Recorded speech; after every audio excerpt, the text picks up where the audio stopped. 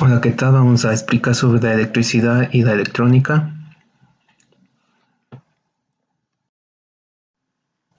Vamos a iniciar con su definición de cada una. La electrónica. La electrónica es una rama de la física aplicada que comprende la física, la ingeniería, la tecnología y las aplicaciones que tratan con la emisión, el flujo y el control de los electrones u otras partículas cargadas eléctricamente, en el vacío y en la materia.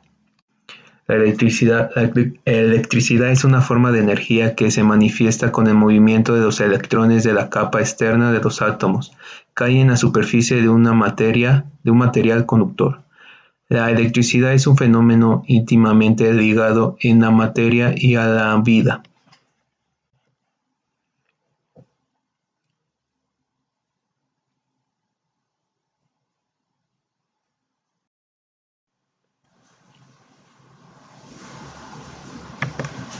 Vamos con corriente alterna y directa. La corriente alterna es el flujo de carga eléctrica que varía en dirección con cambios en el voltaje y la corriente.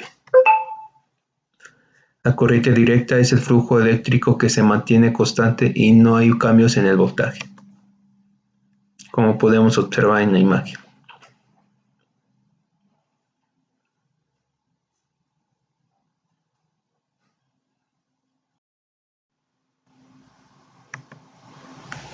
Cuadro comparativo de corriente directa y alterna. La diferencia entre corriente alterna y corriente directa no solo tiene que ver con las características del flujo eléctrico, sino con las aplicaciones de cada una en la vida cotidiana. Definición de corriente alterna, como ya habíamos dicho, es un tipo de corriente con el flujo eléctrico variable. La definición de corriente directa es un tipo de corriente cuyo flujo eléctrico se mantiene constante. Origen de corriente alterna fue descubierta en 1832 por Hippolyte Phillips. El origen de corriente directa fue en 1800 por Nicole Volta. Ventajas de corriente alterna: mayor eficiencia de uso, el transporte de energía es más económico, aprovechamiento con fines domésticos e industriales, se puede convertir a corriente directa. Ventajas de corriente directa: se almacena en forma de baterías, es más segura, permite su uso en múltiples dispositivos sin depender de una conexión. Aplicaciones de corriente alterna: alumbrado público, aplicaciones de corriente directa, baterías de auto.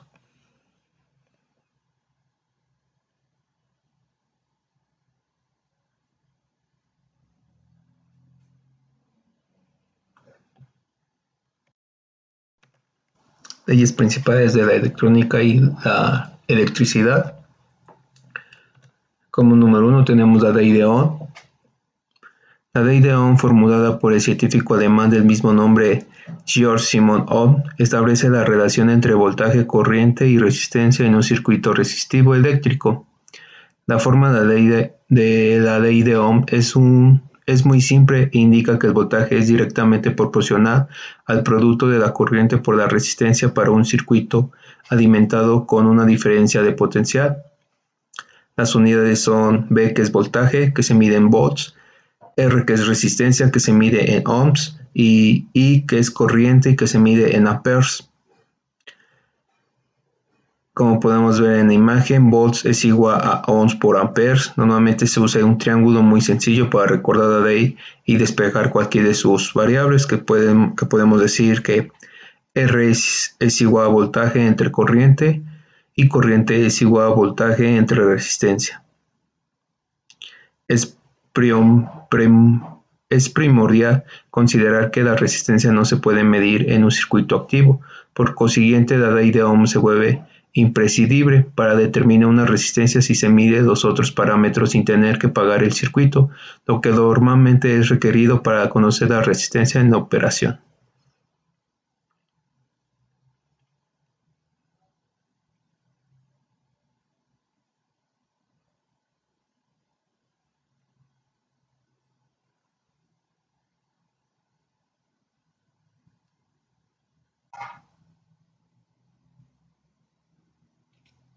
También tenemos la ley de corriente de Kirchhoff. La ley de corriente de Kirchhoff o primera ley está basada en la ley de la conservación de la carga, la cual implica que la suma algebraica de las cargas dentro de un sistema no puede cambiar, es decir, estableciendo en la ley de corriente de Kirchhoff o EDCK por sus siglas que la suma algebraica de las corrientes que entren a un nodo es cero, donde n es igual al número de ramas conectadas al nodo y n encima corriente que entra o sale del nodo. En un circuito electrónico lo que tenemos constante es la cantidad de carga de electrones que tenemos inicialmente. Esto lo que hace es que la corriente en el circuito tenga unas más propiedades muy básicas. También tenemos la ley de los nodos.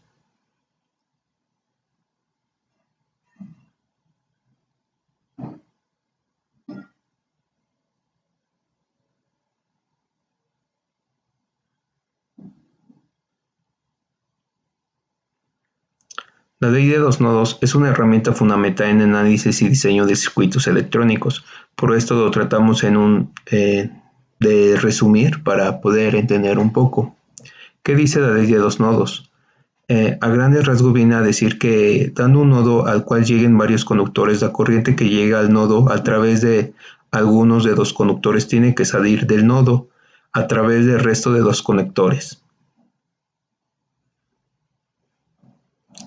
Por último tenemos la ley de las mallas o lazos.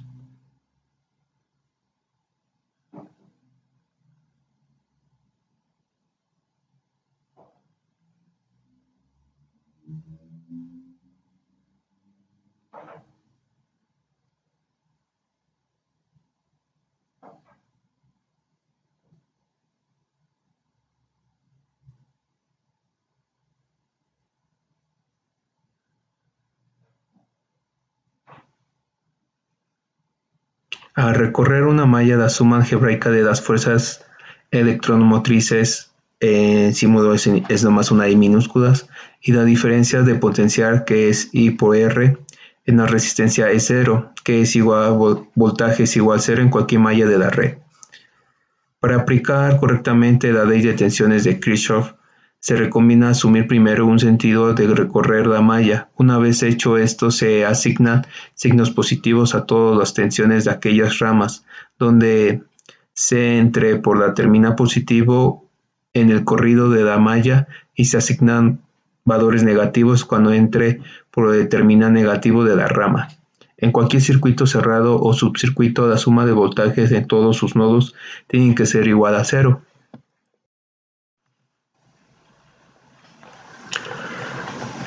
Y aquí vamos, por ejemplo, a dar un ejemplo de la ley de Ohm, que dice, a conectar a una nevera a la luz eléctrica se aplica un voltaje. Internamente la nevera tiene circuitos que al recibir ese voltaje inducen una corriente que ayuda al sistema de enfriamiento.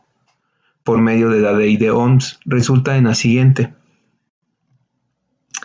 que lo podemos explicar como ya habíamos dicho. I es la corriente, B es el voltaje porque se alimenta la luz eléctrica y R la resistencia que contiene los circuitos de la nevera.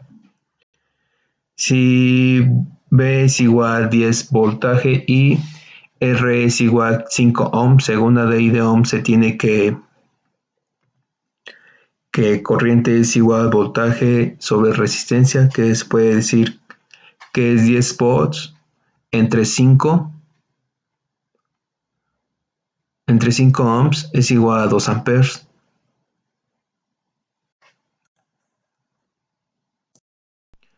Otro ejemplo es que el motor de arranque de un coche tiene una resistencia interna de 0.3 ohms y está conectado a la batería de 12 voltios y resistencia interna de 0.0 ohms.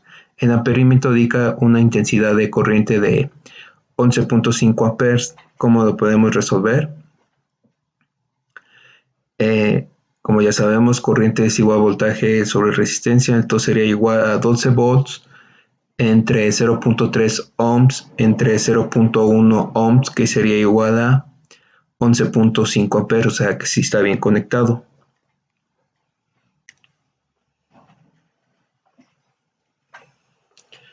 Esto sería todo, gracias por su atención.